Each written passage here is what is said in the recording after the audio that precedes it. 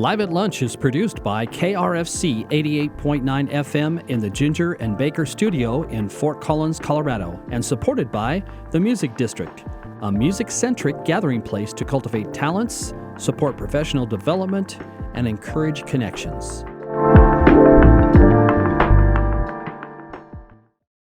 Welcome to Live at Lunch here on KRFC 88.9 FM, streaming on krfcfm.org. I'm your host, David V., and today we have a very special on-site Live at Lunch in the Elizabeth Hotel in the Magic Rat venue in historic Old Town Fort Collins. We'd like to extend a very special thank you to the Bohemian Foundation and to the Community Foundation of Northern Colorado. I'm excited to welcome the Gasoline Lollipops.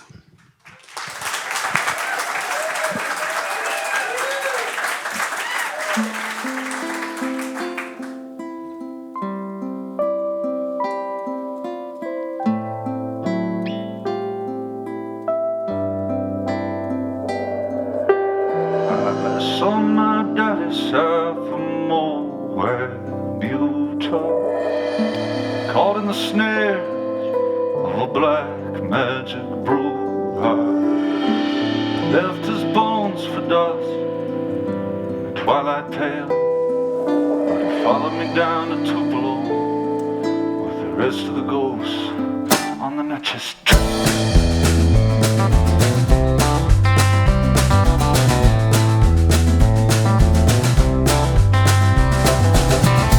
My mama lived in Corpus Christi, used to surf with the sharks in the man of wars out at sea. Till one day the monsoon came to visit Texas. Tsunami thought she looked good, had her for breakfast.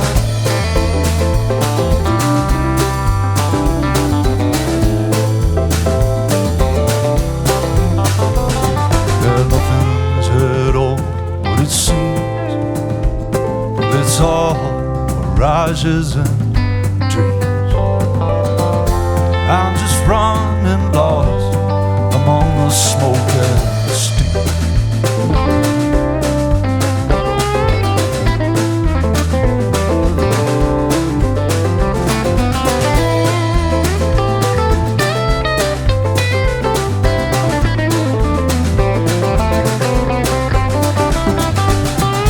Search of a cause, I fell in with the northern crew. Dug a tunnel all the way from the Bay of Fundy to Cataloo. In celebration of my destination, tried to shake their hands, but they disappeared just like I feared. Left me standing alone in no man's land.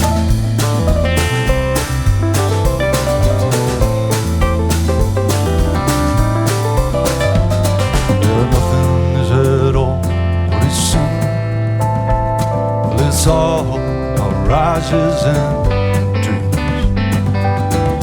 Yeah, I'm just running lost among the smoke and steam.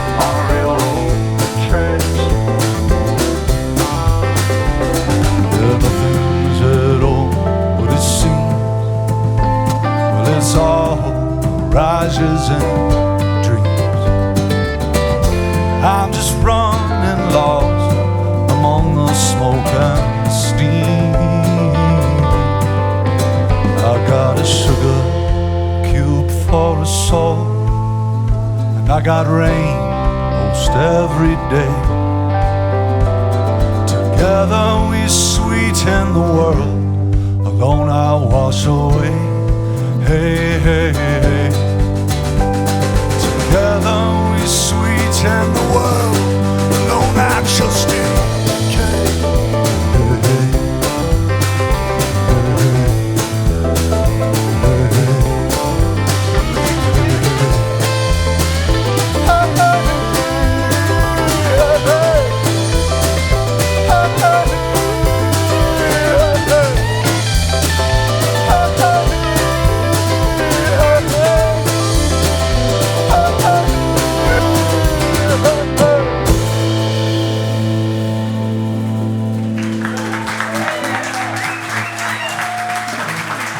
Thank you all.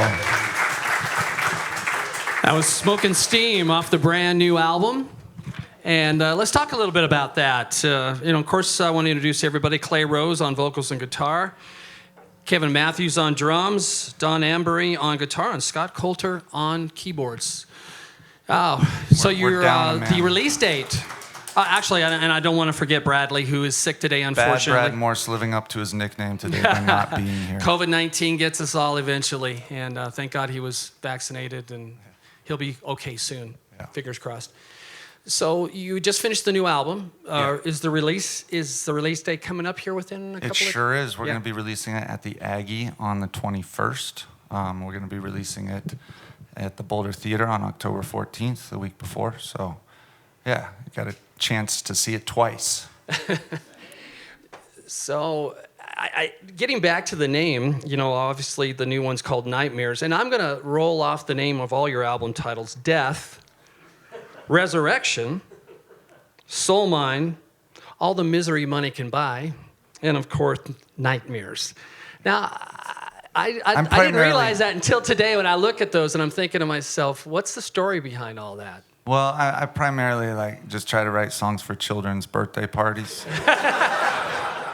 And Easter songs, a lot of Easter songs in there.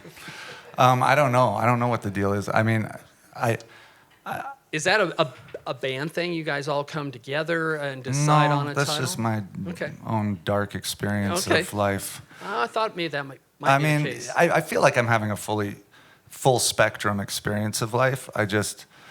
I don't know what the purpose of rainbow songs are. You know what I mean?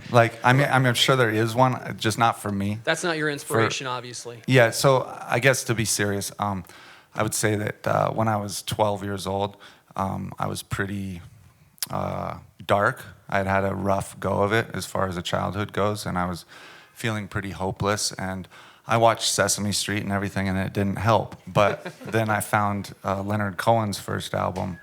And yes, give it up for Leonard Cohen. And when I was 12 years old, it was a blank tape at the back of my mom's closet. I didn't know who it was, and I listened to this thing, and it was the first time that I felt validated. Somebody understood what I felt, and they put it into words, and they made me feel not alone. And I can never describe the impact that had on my life, to be seen by someone who never saw me, right? But I felt seen, and I felt validated, and I felt like there was a place in the world for me. And I don't know, my instinct was to give that back and help other people to have that experience, so that I can make anonymous blank tapes to be found in the bottom of depressed people's closets, yeah. And hopefully they find them at the right moment, and then my job is done. Speaking of your mother, I assume your mother and your father were big influences on your early musical, as you just mentioned, tastes. Yeah. Why don't you tell us a little bit about your mother? I know she has an interesting history as a songwriter herself. Yeah, my mom was a songwriter. She is a songwriter. She lived in Nashville for a lot of years. She was originally from Corpus Christi, Texas, and was living in Arkansas when Willie Nelson cut one of her songs on the album Always on My Mind. And the song, Last Thing I Needed, First Thing This Morning, hit #1 on the country Billboard charts. And so my mom moved to Nashville with hopes of making it big. And she played there and gigged there and wrote there for about 20 years. And so I was raised half there and half in the mountains above Boulder by my dad, who was a truck driver, Buddhist. So I'd spent a lot of time in the front seat of my dad's truck with his collection of 30 tapes that defined who he was and his life experience. And I adopted those as mine. And then I spent a lot of time in honky tonks out in Nashville, sitting on the floor backstage watching my mom play through the curtains. So heavily influenced by my dad's records, which were psychedelic rock and folk, and then my mom's Country country and honky-tonk, yeah. Wonderful. Well, what would you like to play for us next? I don't know. What should we play, David? All right. Let's play this one. It's off of our last album, All the Misery Money Can Buy. This song is called Taking Time, and it's about when the means don't justify, or when the, whatever that saying is.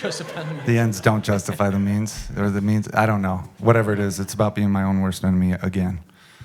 It's called Taking Time.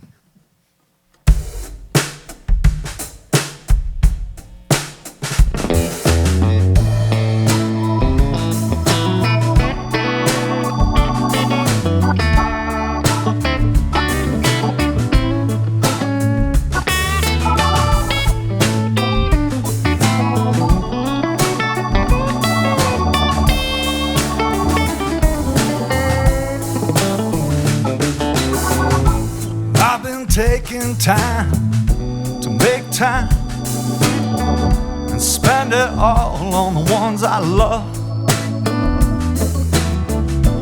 When I get home, I see I've been blind to the things that a home is really made of. Empty room where children play, empty bed where lovers lay, empty highway and a heart full of longing today.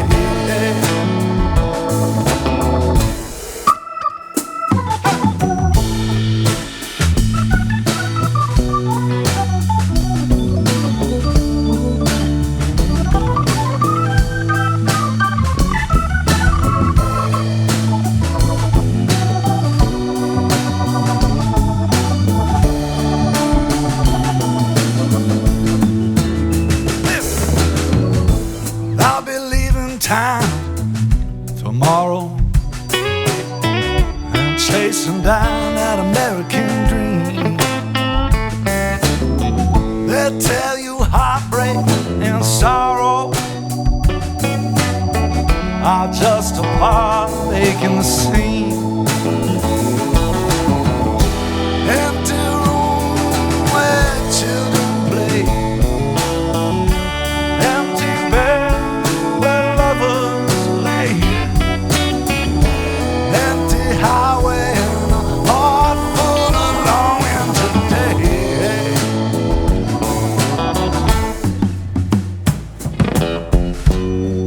When dawn finally breaks on this lonely night,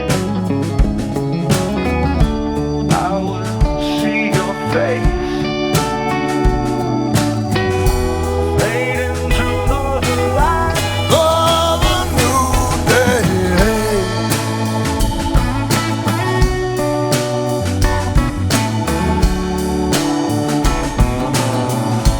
Oh, yeah, yeah.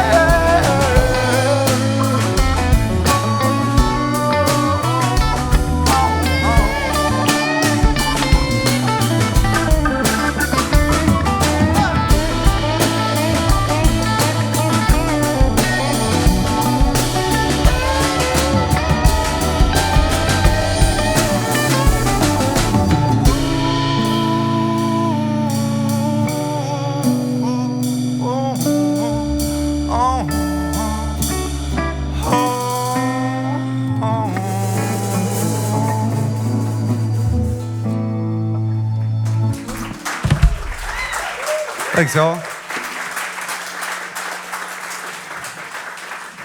So where did you record the new album Nightmares at? Recorded at, well, it's for Octave Records. The studio that they used for this album was Animal Lane Studios out in Lyons. And so Octave Records is a record label out of Boulder, and they record exclusively to, what's it called? DSD. It's called DSD. Right. And it's a super, I don't understand any of this stuff. But Yeah, it's a I had to write it super- down myself. Right. Super high quality, like beyond anything that we can hear or dogs can hear or bats or anything. And it's a full thing, right? And I can't tell the difference, but it sounds amazing if you got good ears. If you haven't been standing in front of a crash cymbal and a guitar amp for 25 years, then you can hear the difference. And so they primarily do acoustic stuff, right? So we kind of made the album for them. We reinvented a lot of our older songs in more acoustic, spacious ways. We added a lot of psychedelic layers, and it's a very different record than what we're used to making. And then we took it to Andrew Berlin at the Blasting Room here in Fort Collins and had him mix it, and because it was a little too acoustic, a little too raw for us, right? So we had him put a sheen on it, and overdubs and additional. No overdubs, no. Okay. All he did was just remix it, but it sounds like an entirely different record than what Octave put out. But if you want to hear the raw acoustic, no frills version, you can go to Octave Records, and they have it posted there, so you can listen to it there in its naked form. And then very soon, we've actually released 2 singles already on Spotify that you can hear of the Andrew Berlin mixes, which are the psychedelic styly. To reiterate that, they did it on 24 karat gold CD. Did they? Yeah, that's what they way said. More than I'm worth. At standard resolution, What a those waste of CDs gold. were cut directly off the DSD master using Bit Perfect state-of-the-art Zephyr filter. See what I'm talking about? Boy, I had to write that down. Pearls before swine, if you ask me, but whatever. Which recording do you prefer? I don't know. You know, I listened to the Octave for so long. It was really ingrained. And the first time that I heard Andrew's mix, I was taken aback, and I was like, oh no, we've made a terrible mistake. But then I sat with it, and now I've been listening to it, wearing it out. So there's just it's almost like 2 completely different bands almost, if you can believe it. All that's different is the mix, but it puts it in a totally different genre. What's the best place for people to obtain a copy of the recording and also to get information about future shows? And, immediately the best place is to go to the Aggie Theater on the 21st, and you can buy a copy from us. And you'll have CDs there available? Yes, we will. Did you do vinyl also? We haven't done vinyl yet, but it's on the punch list. Yeah, that has a longer turnaround, and this was sort of a crunch time operation. So we got the CDs ready to go on the 21st. If you want to get vinyl or T-shirts or CDs or anything else later on down the road, you can go to gasolinelollipops.com, and we'll take care of you there. And has upcoming show schedules and things Yep, like that. everything you need to know. Wonderful. Are you going to play the new single? I think you just released one a couple days ago, do? didn't you? Yeah, we're going to play the new single. So this song is called Midnight Dance. Let me tune up real quick. And as I understand it, this has a little bit to do with what you were feeling in 2020 during the pandemic? Yeah, this was written at the height of the pandemic, and the fires were going. The sky was orange. Denver was burning as well from the George Floyd riots, and it was a peculiar time to be a parent of a newborn baby and unemployed and literally watching the mountain burn from our window. And we bought all these air filters to run because my daughter she's got really bad asthma and eczema, and so we're just trying to huddling into our little tiny 1-bedroom apartment, the 4 of us and our dog, and just feeling like we were in a bunker really, and asking myself what's the best way to bring hope and light into this household. And I don't know that this hit the nail on the head, but this was my best effort. It's called Midnight Dance.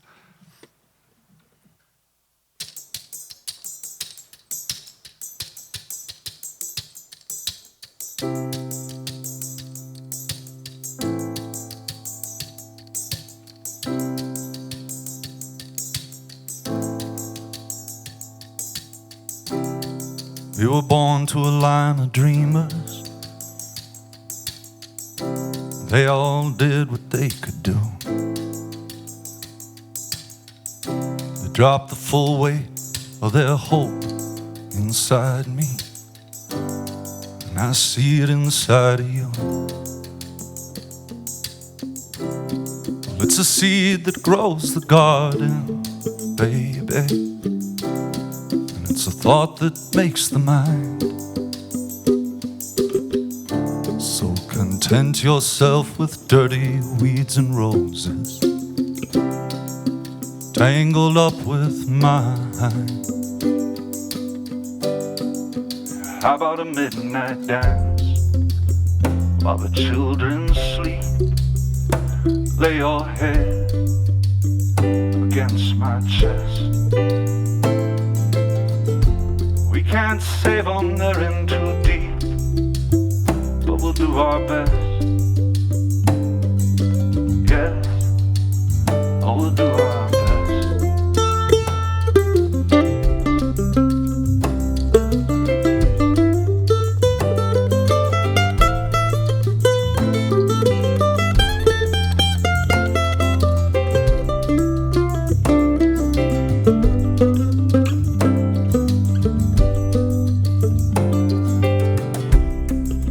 Black man to the Mother Earth,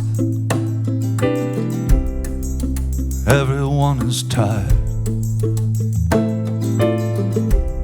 So from Main Street to the mountainside, everything's on fire. And we can't live in the shadow of this pipe, so we try to shine a light. We were taught to turn the other cheek. These dogs were trained to fight. So how about a midnight dance while the children sleep? Lay your head against my chest. We can't save them, they're in too deep, but we'll do our best. Yes, how about a midnight dance while the world's asleep? We'll put our faith in God to the test. We can't save them, they're in too deep, but we'll do our best.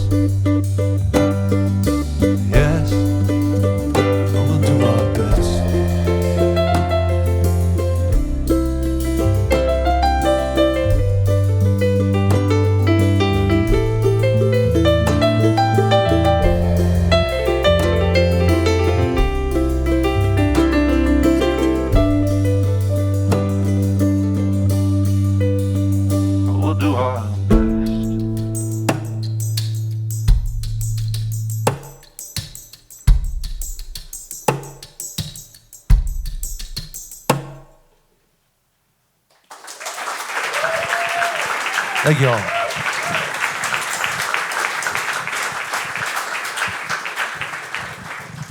I'm going to speak a little bit with Don over there. How you doing? You get to have your own mic. There you go. It's like a game show or something. Yay! You come find me in the audience. Come on down. Hey. Hey, Don, you grew up in Detroit. I did, yeah. And Research, huh? yeah, you'd think, are you switched on there? I got you on? I am. Yay, there you go. Is this good? Can you hear me? I'll calm down. You were mostly into jazz, though, growing up and playing? Not really. Okay, because... Scott's research probably got mixed in with mine or something. He's kind of that way. I see that. I'm like everything. A Beatle nerd, Rolling Stone nerd. Excellent. I was everything but country until my late 20s when I needed to do it to make a living. Right. And then all of a sudden I liked country music. Yeah. I was just going to ask you how you ended up in an alt country band. With, I would think you'd have Motown and all kinds of influences from being up in the Detroit area. I lived in Chicago from the late 80s off and on through the beginning of this century. And that was kind of where all that stuff was happening. So I was part of that, even though I was in an alt rock band. It was the time when rock bands were covering Hank Williams and, you know what I mean? Yeah. Billy Joe Shaver used to come and play this place I played all the time. So you played with some blues greats too? Yeah, so that was later in Chicago, right? Little patches here and there. I never had the gig with XYZ, but I played gigs with people that I won't mention because it sounds cheeseball. No, it's interesting. And so you went from Detroit to Dallas. To go to school, yeah, Denton. And your music degree was in? Jazz. Ah, but that's, see? you know, they don't really have Rolling Stones degrees still, so. And Dallas was a little too small for you, so you went up to Chicago? Oh, you know, I don't know if I'd say that, but I had, you know, growing up in Detroit, Chicago is where you go, you know. Yeah. I'd imagine if I grew up in New Jersey, I'd end up in New York or something, but. So, yeah, Chicago's still great. It's, you know, there's everything in the world there, and it's still kind of affordable, and still, you know, if you can put up with the winters. What would you say your place. big musical influences or mentors were when you were growing up? Growing up, probably different, and this will give you fuel for your jazz fire. I really was a Pat Metheny fan. He was very big at the time. Our executive director, Jen, loves Pat, by the way. Amazing. Kevin and I and Brad just went and saw him a little while ago. Still amazing. I mean, I don't know. I can think of guys, you know, like I'm very into this guy, Danny Gatton. Who, yeah, got he's rest an may unknown rest in genius. peace, but a Yeah. fabulous. But that's guitar really player. not until more like early '90s. So when I was a kid, I don't know, you know, fog hat stuff. I mean, you know, like You know what? just. They came from Savoy Brown and another great blues rock band, you know? I mean, that kind of thing. You know, Yeah. I like Zeppelin. I mean, like everybody liked all that So stuff. you were more into rock and blues rock. Yeah, I mean, I also am at the age where metal hit, and I was an anti-metal guy for a long time. I wouldn't touch it and made fun of people and stuff with their goofy girl clothes and everything. But, and then at some point I gave into that too and played that gig a little while. Got to make a living. So how did you find yourself from These Chicago guys- well, to Colorado? So starting in like maybe about 93, I started playing, as I call them, boot scoot and boogie gigs, you know, hat band gigs, because they're everywhere and you can play them all the time. You still get four-nighters out of them and stuff like that. And I like a lot of that music. Some of it I really love, you know. I'm always bugging these guys with stuff that when people start dissing pop country, I'm like, well, yeah, but... Listen right? to these guys. Yeah, Al Ketchum or somebody like that, you know what I mean? So that somehow at some point morphed into playing more alt country, you know, it was always on and off. And then at some point, I guess the Trump revolution happened and I couldn't play country bars anymore. The hostile territory. I don't know if that's cool to say here, but I said it already. Yeah, more power to you. So yeah, here we are. I can still, you know, luckily pop country is now pretty devastated. So I'm not missing So alt much. country is the way to go. Yeah, I'm a huge Wilco fan, Sun Volt, all that stuff, and that's a lot of Chicago. Oh, you know. Wilco's new We album's got to a open perfect for the example. Jayhawks. They were heroes of mine. So how did you guys get together? I've never asked that question. Well, I was playing with a singer-songwriter who's no longer here. He's out in New York, named Todd Edelman, at the Gold Hill Inn. And Clay showed up and started talking about rock and roll and stuff. What were we talking about? Zeppelin and the Stones kind of thing. I don't know. I've often said that so I haven't had a drink of alcohol in almost 7 years, but I say that the two things that I'm really grateful to alcohol for is my wife and Donnie, because without alcohol, I wouldn't have had the courage Haven't to met approach either of either them. one of them. So I don't remember what we talked about that night. I don't remember that night. I remember the following Tuesday that Donnie came walking into the Waterloo where we had our regular Tuesday night gig, and he's carrying an amp and a guitar, and he's coming right for the stage.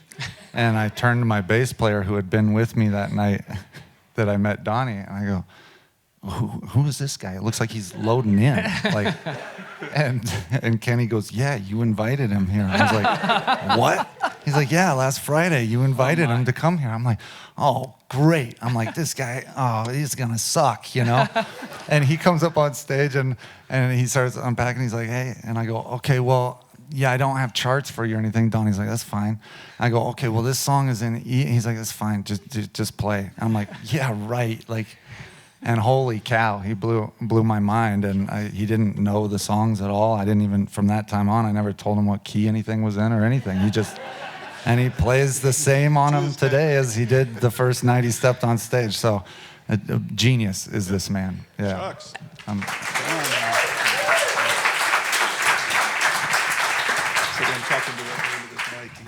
And you guys are still playing the Gold Hill Inn.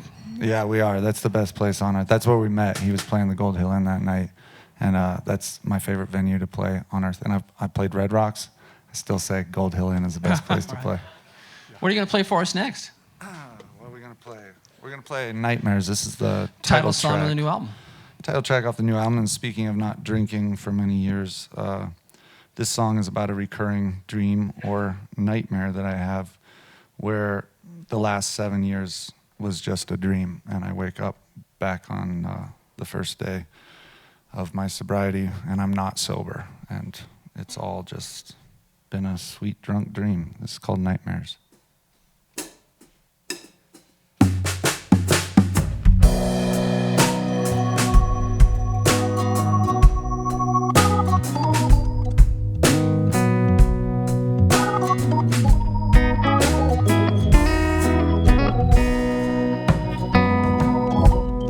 I've been waking up in fits, fumbling in the dark, afraid that when the lights come on, I won't know where you are. Like all the years since I got clean, had just been a sweet drunk dream, and everything we built was just smoke and steam. I got nightmares feeding on my fear and hope, telling me right there where I was years ago. They say a man can't change no matter how hard he tries. They say some birds just weren't born to fly.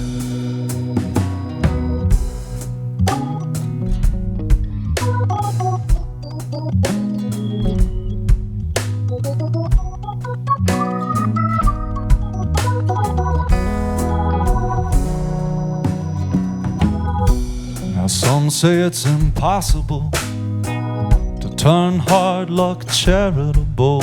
Well, I say it's a miracle that I've come this far. 'Cause I've been living rough and clean on lollipops and gasoline, just cradling a young man's dream in an old man's arms. Yeah, I got nightmares feeding on my fear and hope, telling me right there where I was years ago. They say a man can't change no matter how hard he tries. They say some birds just weren't born to fly. I've been living with this hangover all of these years. Everyone I know is sending me prayers. I've been burning bridges and grinding gears. I got plenty of fight left in me here.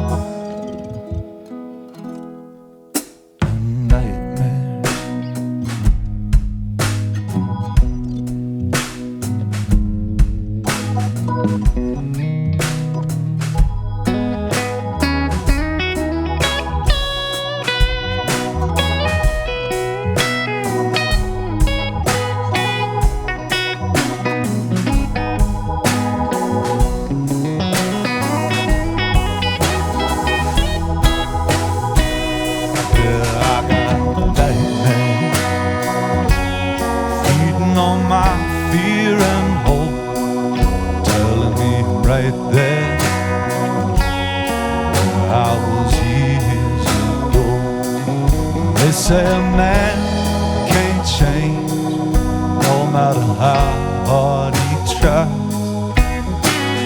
They say some birds just weren't born to fly. They say a man can't change no matter how hard he tries.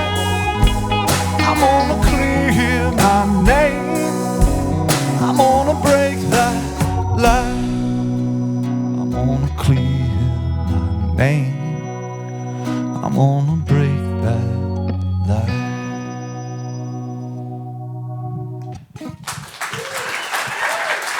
Thank you all.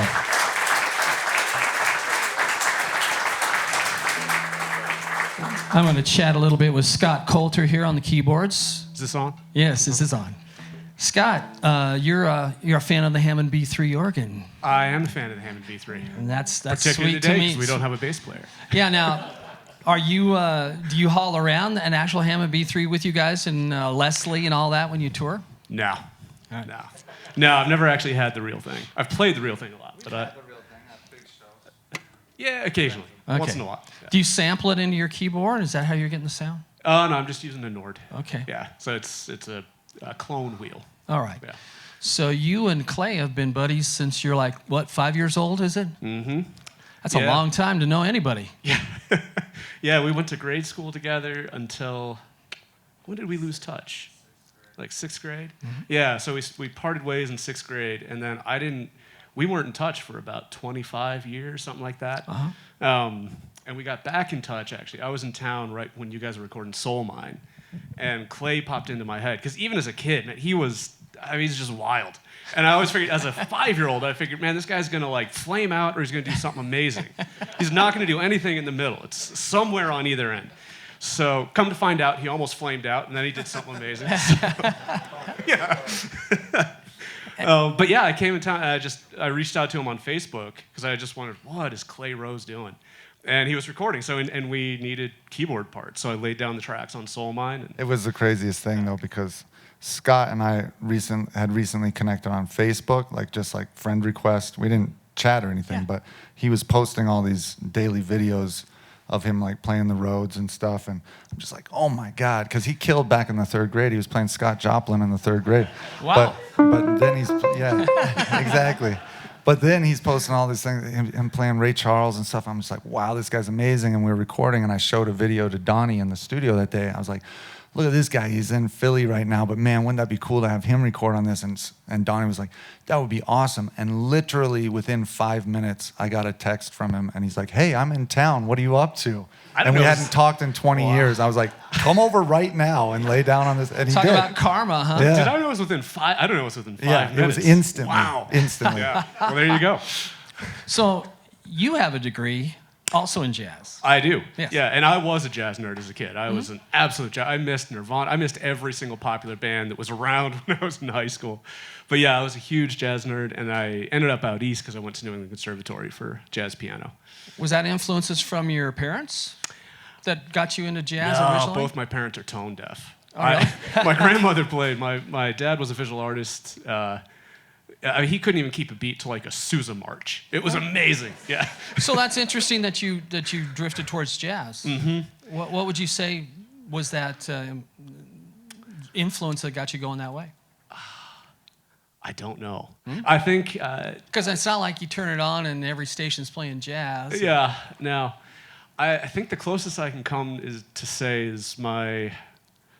both my parents were very, very kind of spiritually curious people, very, very much thinkers. And so that's kind of what I heard in jazz is just, like Coltrane and Ornette Coleman and that kind of almost subliminal spiritual quest in jazz that really hooked me. And I just got deeply into it. So what brought you from Philly to Colorado? So my wife and I moved back last July. I grew up out here, and we'd been talking about moving back forever. And I think, Is she from here too? No, she's from Dayton, Ohio. Okay. Yeah. But I think it just, I don't know, we just looked at each other one day and said, it's time to do it. So we did. The pandemic kind of disrupted everything, gave us, tossed everything up in the air, and we're like, well, let's move. It's going to land differently anyway, so now's the time. Yeah. Excellent. So when it comes to songwriting, do you guys take Clay's lead, or do you guys all put in a little bit here? Does somebody come in with lyrics and you build the music around it? What do you guys do?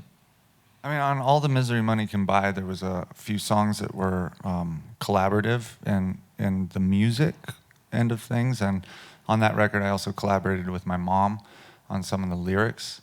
But for the most part, I write the songs and then I bring it to the band, and then they might say, oh, I think it needs a bridge here, or we should, flip the bridge and put it over here. And obviously they all write their own parts and work together to form the dynamic of the song. And then a lot of times Kevin will be like, I think we have enough shuffles, why don't we try something else? And he'll change the feel of it and the tempo of it. And so, so it's a collaborative effort for sure. Yeah, for sure. Like I'll bring in the rough sculpture, and then we'll all put the features on it together. Sounds like a way it should be in a band. It seems to work. Keeps for everybody us. involved. Yeah, it's been working for you guys. Yeah. What are you going to play for us next?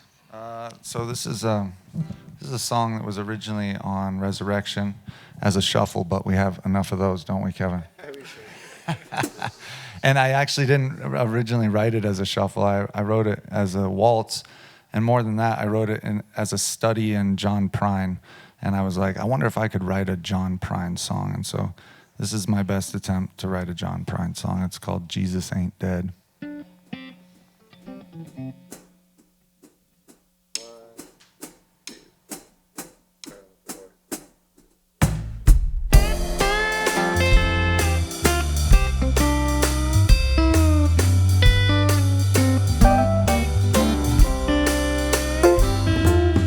Jesus ain't dead, he's asleep home in bed.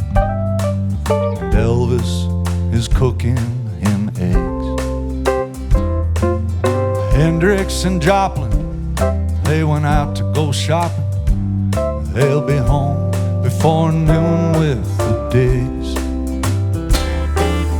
All of God's children are out busy building an ark for to sail on the flood. But the wafers ain't meat, no, they're just made of wheat. And no one ever got drunk off of blood. So pass that wine around, my friends. Redemption will just have to wait. We'll be drunk by the time this world comes to an end, and I'll see you at the old pearly gates. That's why.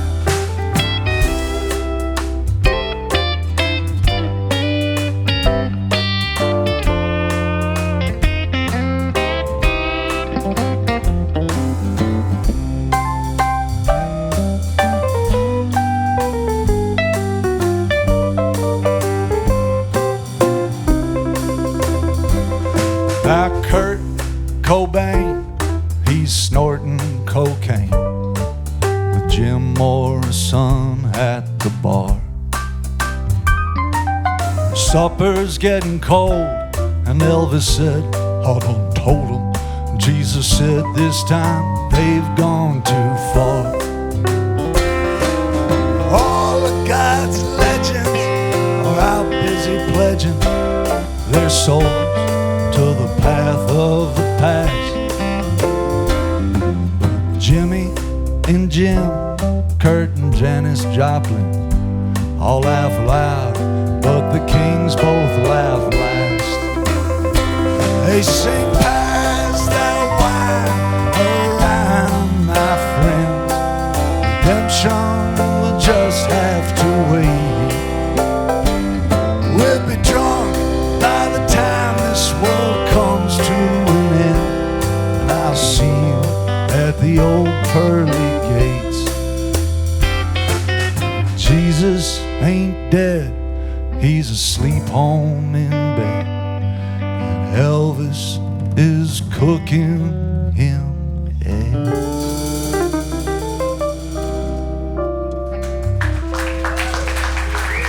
Thanks, Alan.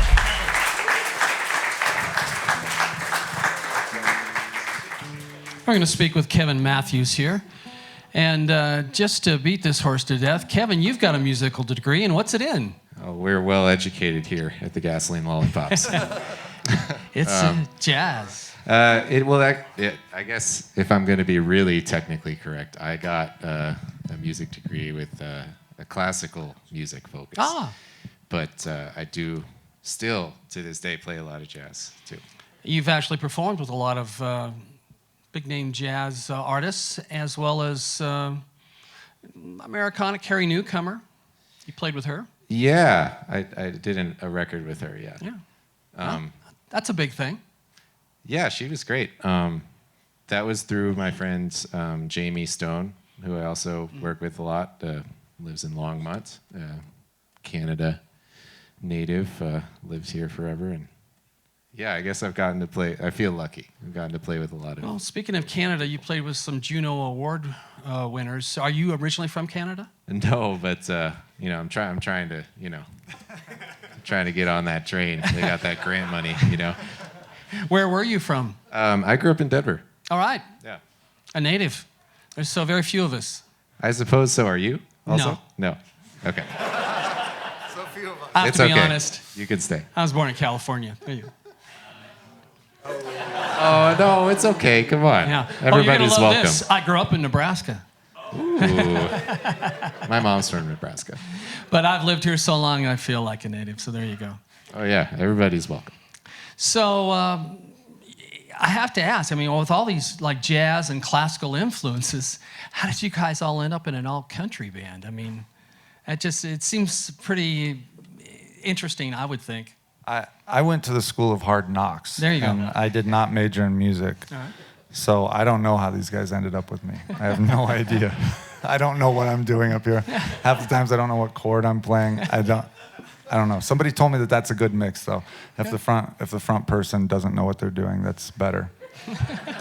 Well, I mean, for me, it was our bass player, who sadly is under the weather, couldn't be here today, Bradley, who kind of introduced me to the group. And I had known Bradley because of some people we both knew in the like jazz community, but also in the sort of bluegrass acoustic music community, which everybody here, I'm sure, is aware is a big thing in Colorado. So, and for me, I always loved folk music, and I always loved like a good sad song that you could just cry to. I mean, it's still one of my favorite things, I started playing with these guys, and like Clay is a fantastic songwriter. And then I also get to play with these other fantastic musicians, and everybody kind of brings something nice to the table, I think. So how long have you been with the Gas Pops? What, 4 to 5 years-ish at this point? Yeah.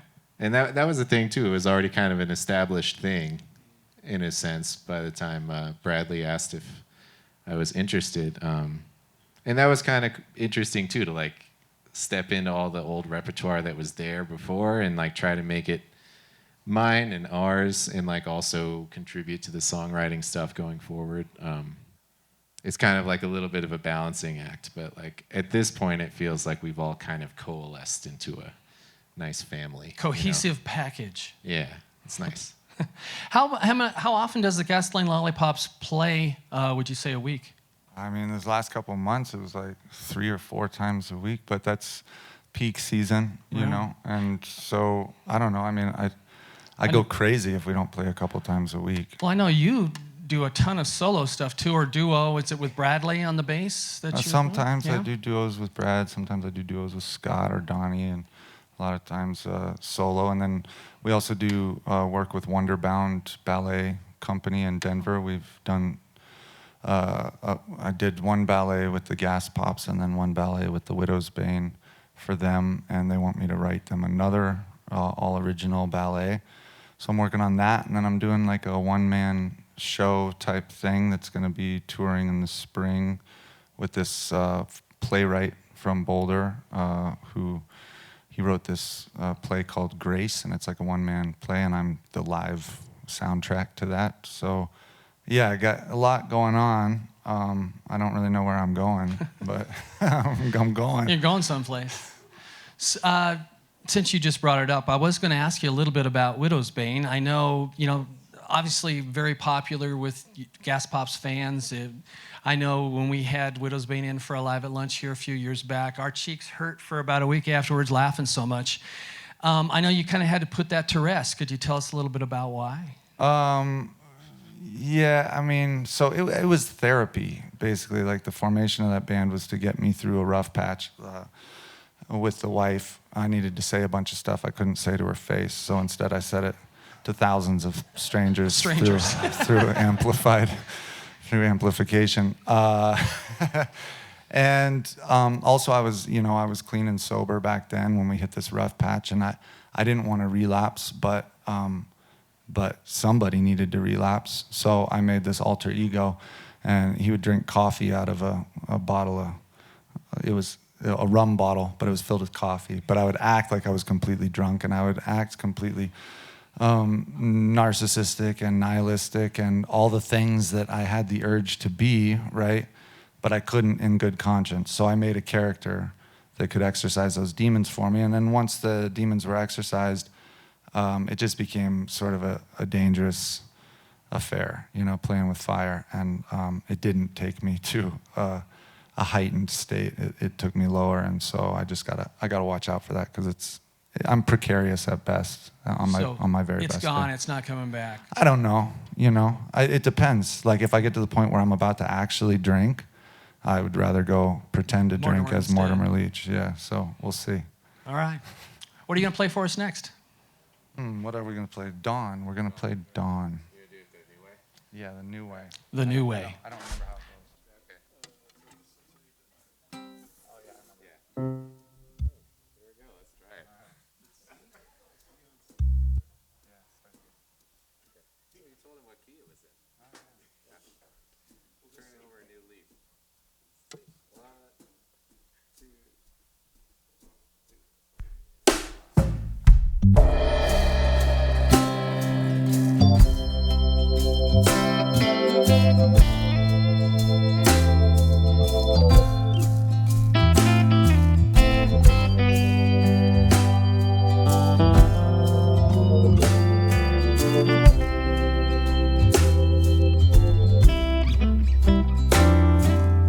Dawn opened my window, came into my room stumbling, sent my alphabet block, dream castle crumbling, fumbling for the light switch, singing in pitch with the lark. She moves slow and graceful, pulling the stitch that holds me to the dark.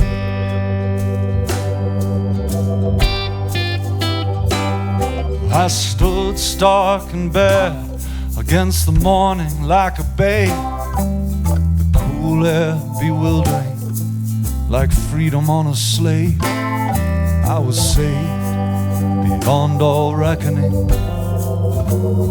or repair. She moves slow and graceful, killing with kindness the nightmare.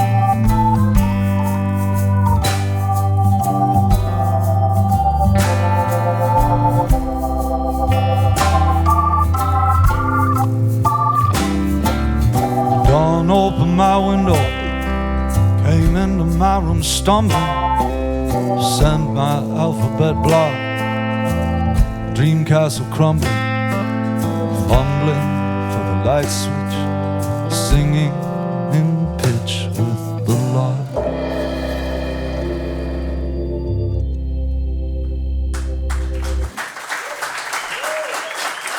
Thank you all.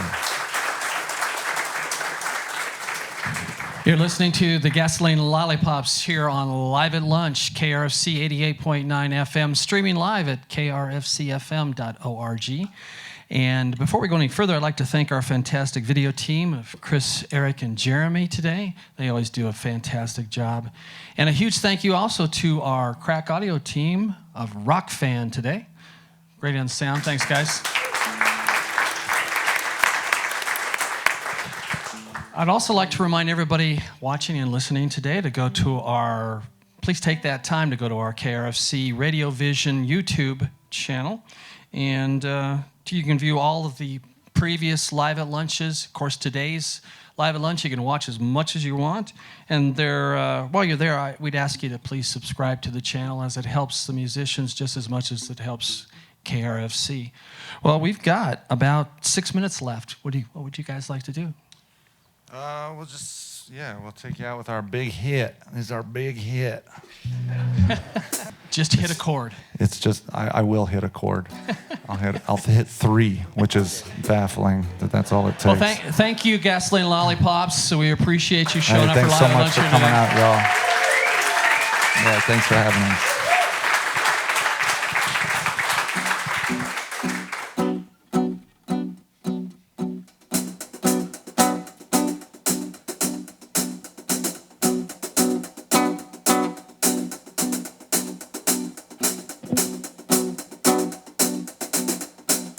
When you send me packing down the Green River Valley, I know that if you couldn't, then no one would have it. Lost myself drinking with those stray dogs in the alleys till the whiskey soaks my bones. Till the night came on cold, going off that muddy river. I felt so goddamn old, I didn't have the strength to shiver. On my swallow whole.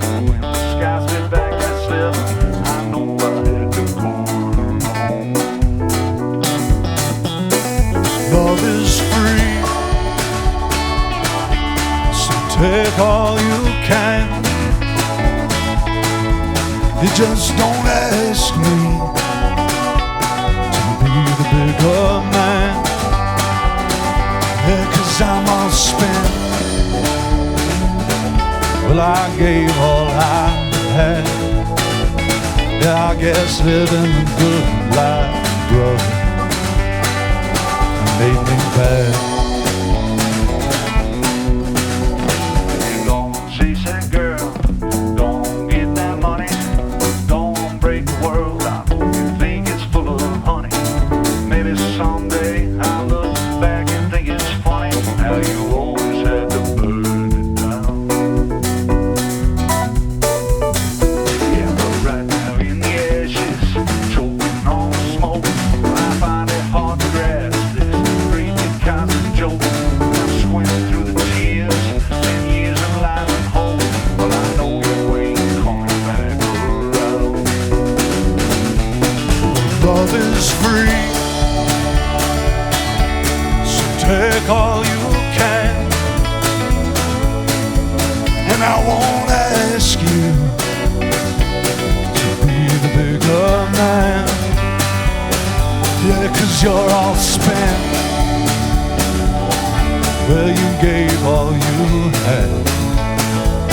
I guess living a good life, brother, made you bad.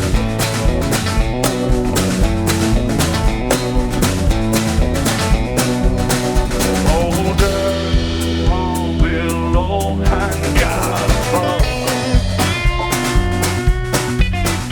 Old train of your armies from my blood. Yeah, show me what I'm really made of.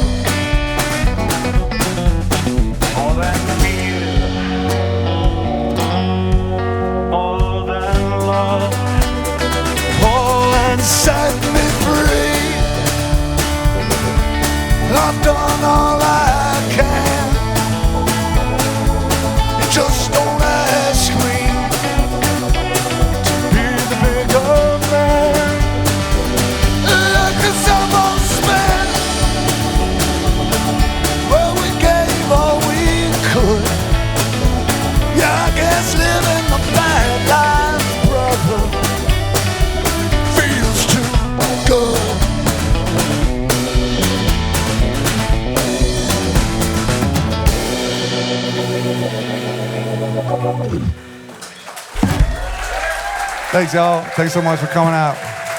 The Gasoline Lollipops, we love you. See you at the Aggie Theater on the 21st.